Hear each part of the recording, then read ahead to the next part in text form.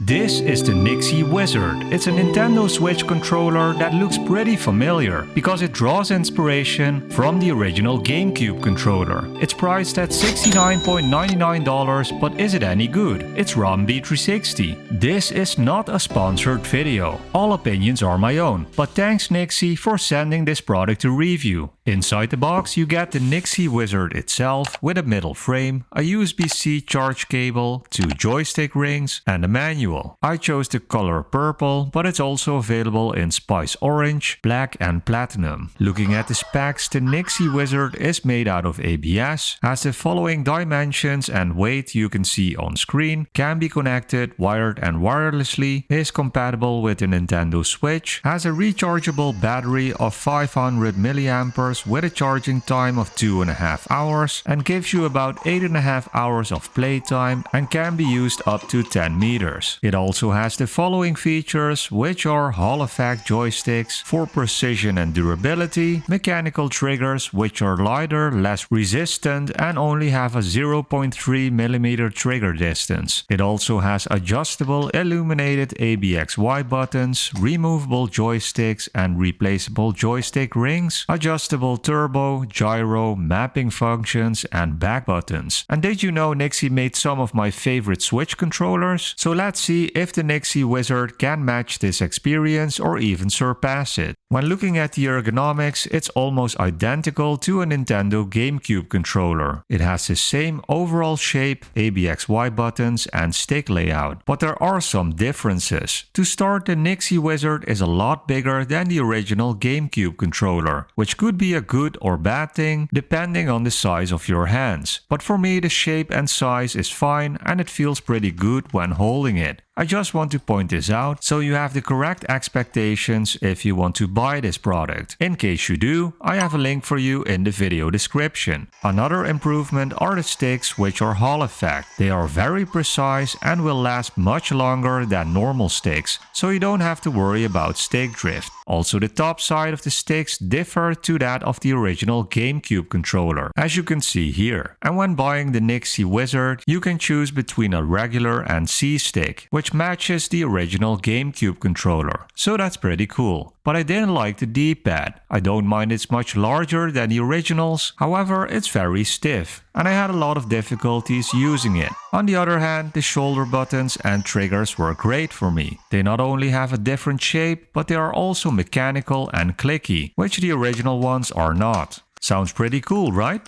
Also important to know is that they are lighter and have less resistance and the trigger distance is 0.3mm. Furthermore, the NYXI Wizard has 2 shoulder buttons instead of 1, which is a plus in my opinion, so you can use it for any modern game. They also added back buttons which can be mapped to any button you like. However, I had a slight difficulty reaching them, for example compared to the NYXI Hyperion Pro. For my taste, they could have been placed a little bit higher. I do like the texture on them, but I would also like to see that on the grip as well. The ABXY buttons look and have the exact same placement as the GameCube controller, which is perfect for games like Smash Bros. They are large, which I like, and are also illuminated. For me, that isn't a mandatory thing, but it's a pretty cool touch. Speaking of LEDs, you have these LED indicators at the top to show you its battery life and which player is connected. Furthermore, you have the familiar menu and start select buttons that have a nice placement. And you also have 2 large settings buttons in case you want to set up your own button mapping or turbo feature, which by the way goes up to 5 levels. Speaking of features, it also has gyro, which can be cool for the kids on racing games or for some people on shooters. But a cooler feature, or at least for me, is that you can remove the joysticks and rings. For example, you could use the round rings for racing games and the octagonal rings for fighting games, which can level up your game. So for me, this is a big win.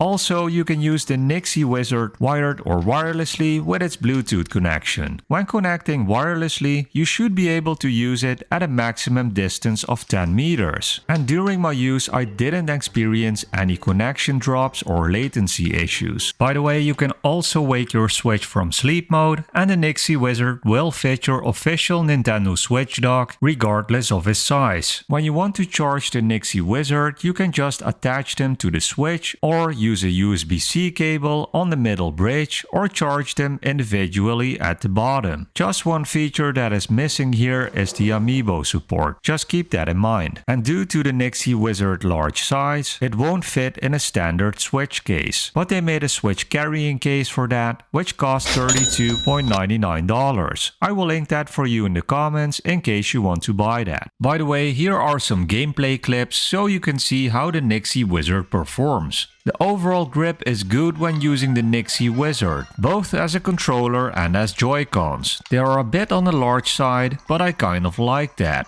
As mentioned, I had some difficulties using the D-pad, and you can probably notice that on these clips. As they are quite hard to press, it's kind of difficult to use on 2D platform games. I didn't notice this as much at in-game menus, but I did on games like Mario Wonder. But you could still use the analog sticks, which are a much better choice in my opinion. They are very precise and responsive, and they are also much better than the original Joy-Cons. Also, the grip on the top of the left analog stick felt very nice, but I did need to get used to the C stick for a bit as it's slightly smaller. If you don't want this, you could always choose the regular stick when buying the NYXI Wizard, or you could change the stick yourself. But if you want the exact same C stick like on the original GameCube controller, you should feel right at home. Anyway, playing games like Mario Kart 8 Deluxe was awesome. As you can see, I had no issues with steering with the analog sticks, and jumping and drifting were also no issue for me. But also older titles like Mario 64 and Mario Sunshine were great to play with the NYXI Wizard sticks. So even though the D-pad could use some improvement, there are a lot of things to love about the NYXI Wizard. Also, don't forget the sticks are Hall effect, so the chance of getting stick drift is almost zero. So is the NYXI Wizard worth buying at the price of $69.99? Well, the NYXI Wizard is the closest thing you can get to a Nintendo GameCube controller. They not only look cool, but they can also give you a nostalgic feeling and are great to use for games like Smash Bros, but other games as well, due to the adjustable joystick rings. They also have some modern features like the Hall effect sticks and mechanical triggers that are built for precision and durability, and it has some other handy features like button mapping and more. However, I do wish they improved on everything like the D-pad, back buttons and amiibo support. But overall, I had a great time using the NYXI Wizard, and it's definitely worth to try out. But what is your opinion about the NYXI Wizard? Let me know in the comments, and if you want to pick one up, I have a link for you in the video description. Also, if this video was helpful to you, make sure to like this video and subscribe to the channel, or click here to watch the next video. See you there!